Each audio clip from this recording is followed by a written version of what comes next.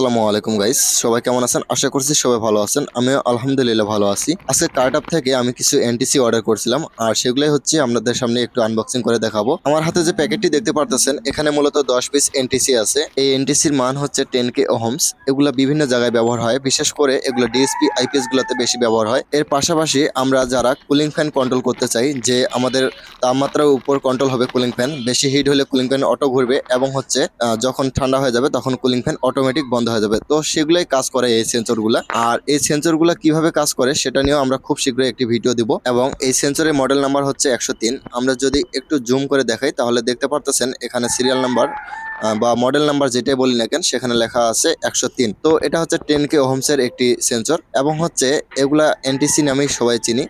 আর পাশাপাশি হচ্ছে এ ধরনের কুলিং ফ্যানগুলো যারা আমরা কন্ট্রোল করতে চাই, যেমন হচ্ছে আমাদের বিভিন্ন অ্যাম্পলিফায়ারে আমরা অটোমেটিক কুলিং সিস্টেম করতে চাই, তো সেটাই কাজ করে এ ধরনের এনটিসি গুলা।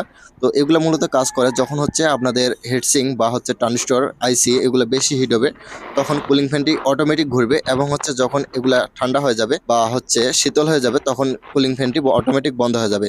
মূলত সেটাই কাজ করে এই সেন্সরগুলা হচ্ছে তাপমাত্রা নিয়ন্ত্রণ করতে পারে বা হচ্ছে বুঝতে পারে যে তাপমাত্রা। তো এগুলা হচ্ছে এক ধরনের রেজিস্টারের মতো, যখন হচ্ছে তাপ বেশি হয় তখন রেজিস্টারের মান বাড়ে এবং হচ্ছে যখন তাপ কমে যায় তখন রেজিস্টারের মান কমে যায়। তো এই ধরনের মসফেট গুলা দিয়েই আমরা হচ্ছে শুধু যে এনটিসি দিয়ে হবে তা না, এ ধরনের মসফেট গুলোর সাথে লাগবে, এর পাশাপাশি হচ্ছে একটি ভেরিয়েবল লাগবে আর রেজিস্টার লাগবে কিছু। তো এই ধরনের এনটিসি এবং মসফেটের সমন্বয়ে আমরা আমাদের অ্যাম্পলিফায়ার এবং হচ্ছে আমাদের আইপিএস বা পুরানো দিনের যে আইপিএস গুলো আছে সেগুলোর ফ্যানগুলি অটোমেটিক করতে পারি, সেগুলোর কুলিং সিস্টেম গুলো আমরা অটোমেটিক কন্ট্রোল করতে পারি। সো গাইস, আপনারা যদি এ ধরনের প্রজেক্ট বানানো শিখতে চান অবশ্যই কমেন্টে জানাবেন যে আমরা এ ধরনের প্রজেক্ট বানানোর ভিডিও দেখতে চাই।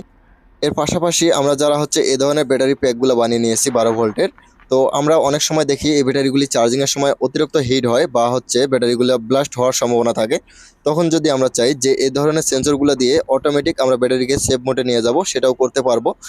তো আপনারা যদি হচ্ছে এ ধরনের প্রজেক্ট বানানো ভিডিওগুলো দেখতে চান অবশ্যই জানাবেন।